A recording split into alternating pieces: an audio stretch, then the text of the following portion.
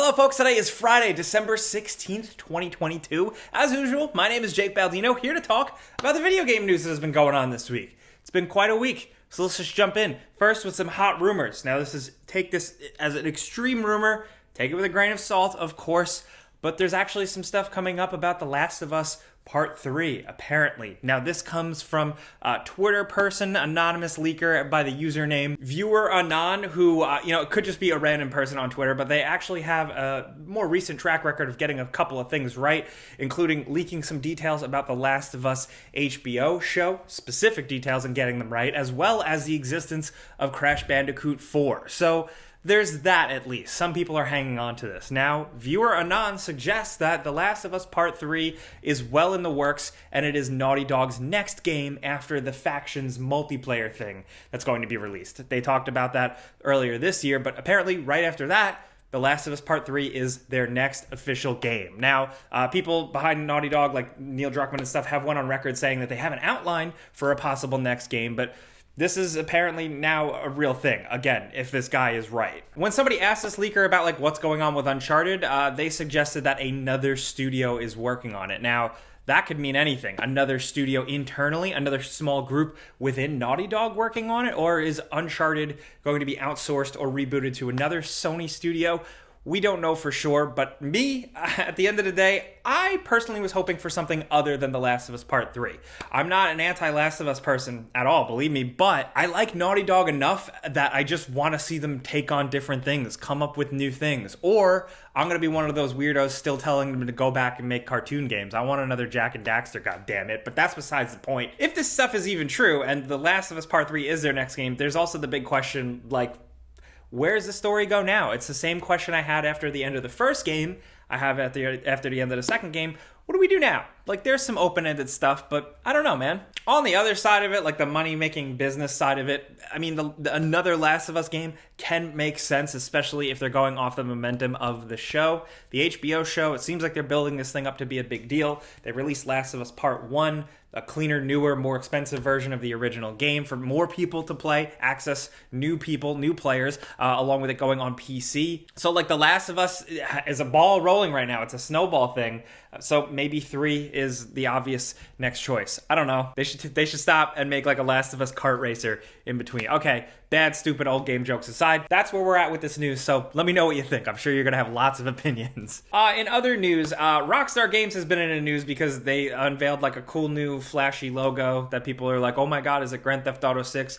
Whatever, dude, I don't know. But the big thing is that they just dropped ray tracing in Grand Theft Auto 5 for PS5 and Xbox Series and X and S in an update, and holy shit, this looks really good. I mean, granted, they're putting ray tracing into an older game that technically should be able to handle it, but damn. This video of it via GTA series videos, it'll be linked in the description down below if you want to check it out, it's pretty wild. I mean, this is pretty cool, impressive stuff. Video game tech gets more and more impressive. We talked about it last week, a couple weeks before, and it's nice to see cool stuff being implemented more and more now. That's really it. That's the long and short of it. Oh, and some other surprise news. If you're watching this on Friday when this goes up, just yesterday, Sony just low-key dropped that Spider-Man 2, the next Insomniac big Spider-Man game, is releasing next year, fall of 2023, believe it or not. I didn't expect that. I thought we were going to be waiting longer, but in their PlayStation blog, kind of looking at what's coming in 2023,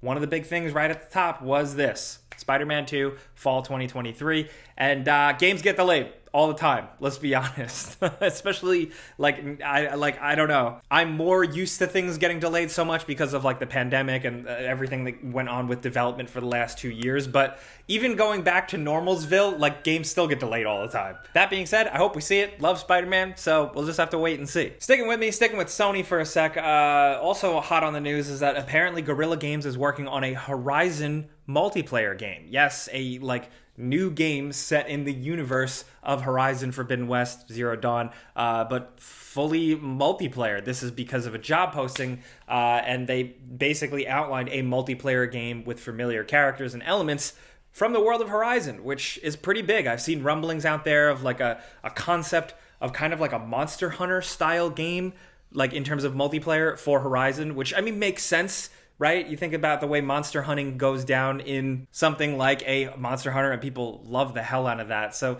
I mean, like, Horizon's already kind of like this Monster Hunter light type of thing, so it's a no-brainer. I'd really like to see how this goes down, and I hope it becomes a thing, because I don't know. Actually, I don't know how I was going to finish that sentence. Robot dinosaurs are cool. Oh, and a little Tomb Raider update for you. We got a little bit more about the next Tomb Raider game. We already know Embracer Group, who now owns Crystal Dynamics, has said that they are making a new Tomb Raider game, but now we know officially that Crystal Dynamics is partnering up with Amazon Games to put this bad boy out, and it is going to be a multi-platform Tomb Raider game on Unreal Engine 5. I think we knew the Unreal Engine 5 bit already, but Amazon is involved, and just a blanket statement was basically the description: you playing as a confident Lara Croft Tomb Raider in a world with combat and mind-bending puzzles. So, as a Tomb Raider fan, I still have so many questions about, like, are we getting classic Lara? Because that's, at this point, that's what I want, and I know a lot of Tomb Raider fans out there definitely want that as well. Or are we continuing from the last thing? Like, it's been hard to tell really what they've stated so far. Here's my pitch: Lara Croft Tomb Raider Battle Royale. 100 Laras drop onto an island, and each one of them has 2 guns,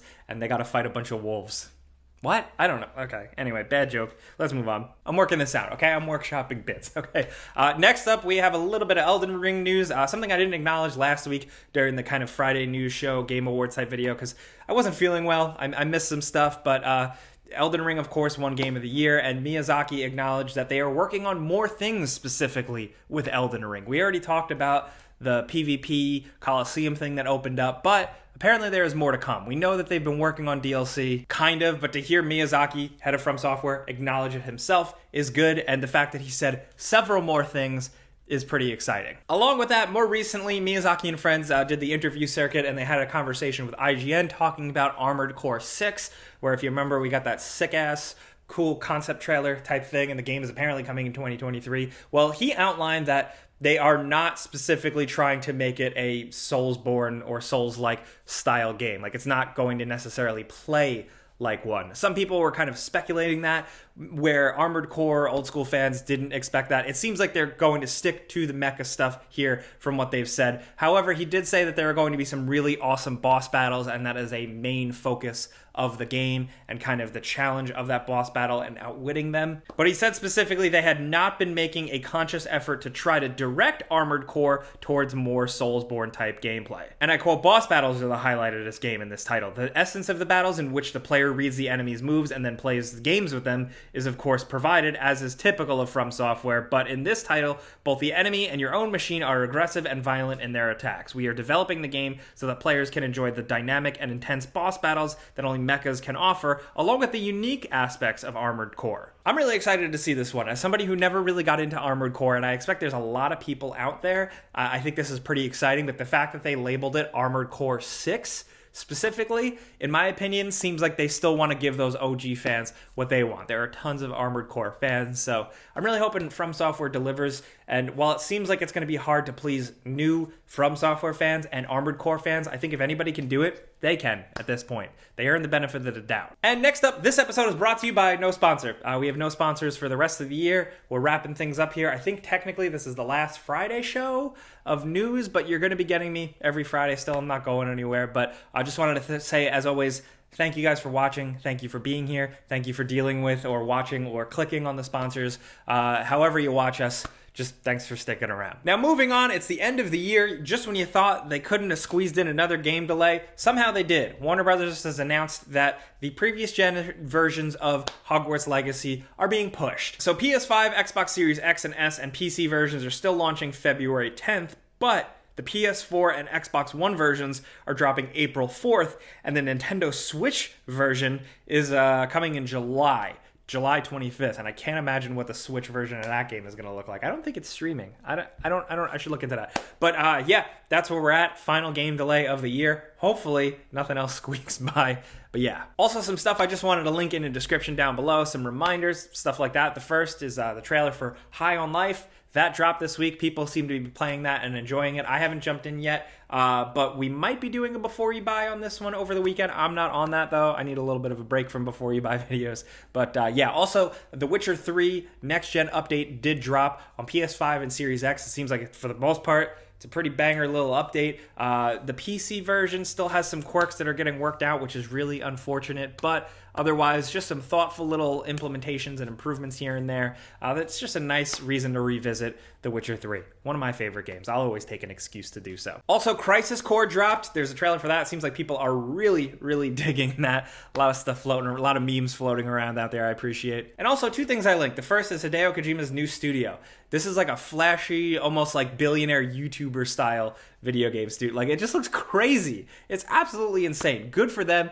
He highlighted that they were working on Death Stranding 2 and another game, and then also multimedia projects. So there you have it. Along with that, I also just linked a quick interview with the guy who went viral at the Game Awards, Orchestra, the guy who was playing the flute and going crazy and just really loving it. The Verge, I believe, did an interview with him, and it's just really nice. He's just a passionate guy who loves music and loves his job, and I just thought that was worth getting some eyeballs on. It's worth reading if you want to feel something nice about someone. Well, little Friday inspiration for you. I don't know. Also, Valve kind of talked about the next iteration of the Steam Deck.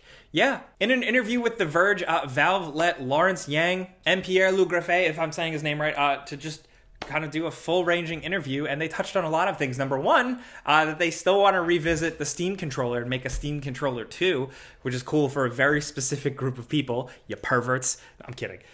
But also the fact that Steam Deck 2 is a possibility at some time in the future. They reiterated that it is a multi-generational thing, and I still feel like Valve isn't going to just fart out a completely new revision every year like a cell phone. But at some point, they did specifically say that the things that they are going to upgrade first are going to be screen and battery life. They're still confident in the fact that the internals can play a lot of modern games, so don't expect revisions for that anytime soon, but they are looking into the battery life and the screen, which, just judging from my YouTube comments and stuff and what I've seen, that's the thing most people take issue with. Battery life hasn't bothered me too much, but the fact that it is a concern for people, they obviously want to improve that. So, cool. Are we going to see that right away? No, I don't think so. I think they're still focused on doing little incremental changes, both just to hardware manufacturing, but also software. The amount of updates they've done to this thing over the course of a year has been really impressive. So that's where that's at. That full interview, like everything I talk about, of course, will be linked in the description down below. But also, it's worth pointing out, the whole digital future and game ownership stuff. Some games have been taken online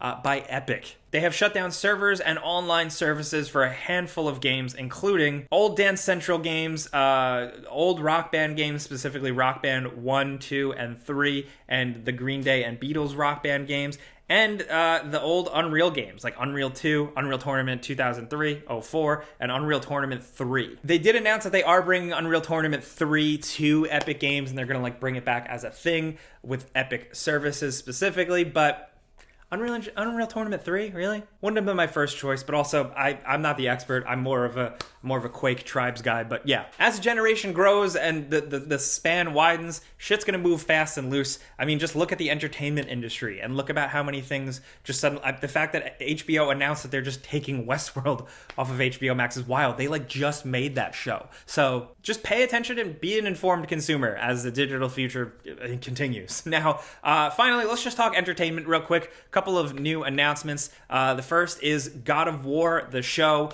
We've known this is a thing, but people have a short attention span, so the new announcement kind of spurred interest. But the new announcement just comes with specifically who the people involved are. This is going to be a God of War show coming to Amazon that is in the works. And it is from two people behind and very involved with The Wheel of Time, The Expanse, which is very cool. And that's going to be Sony Pictures TV, Amazon Studios working together for a thing. And the official description describes the plot of God of War 2018, which is very interesting to make a show about a character that had a previous life, like he's coming down from a previous life from somewhere else, but it's other video games. It's just interesting. I would have loved to have seen them start with God of War 1. Make a God of War 1 show. Could you imagine what that would be like? I can't. But the people love God of War 2018, and it's a solid story and a good play. It's cool. So yeah, there's that, but also the announcement this week that Death Stranding is also getting a movie. Okay, good luck with this. It seems like more of it's just like a sitting on the rights thing. I don't know if we're ever really going to see this, but the producer of the very awesome recent horror movie Barbarian has announced a partnership with Kojima Productions to develop and produce a film adapting the game. Good luck with that. I really like Death Stranding. I thought it was really creative, but like the story and telling that in just the format of a film, I don't know, man. It's the same thing with the Metal Gear movie. It's like, how do you... It's a lot. Let's just say that. But that's the video game news that has been going on this week, so of course I want to hear from you guys in the comments, like what you're thinking about this stuff, from those shows to The Last of Us and Uncharted rumors, to delays, Tomb Raider, a new Spider-Man game possibly coming next year. Let's talk about all this gaming news down there. I definitely want to hear from you, and of course, if you ever want to yell at me directly, because we'll be in the comments, we'll be there as much as possible, but things get a little crazy, so just shout at me on Twitter and Instagram at Jake Baldino. And also, still, be on the lookout for scammers in YouTube comments. It's on our channel, but it's on all YouTube channels. We moderate as much as possible, but the bots are out of control. If you get like a fake gameranx account messaging you or replying to you saying, "Hi, DM me on Discord or Telegram, you've won a free prize," it's not us, dude. We're not doing giveaways like that. And also, we're not going to ask you to like send us your address and social security number on Discord. Unfortunately, people are falling for this stuff, but just be aware, as of right now, we're not doing any giveaways, so stay safe out there. And speaking of staying safe, happy holidays, although you're going to see me much more up until then. I'm still going to be here every Friday, just different types of videos, but thank you very much for watching. Have a great one. We love you. I'm Jake Baldino. See you guys next time. Pizza's on me.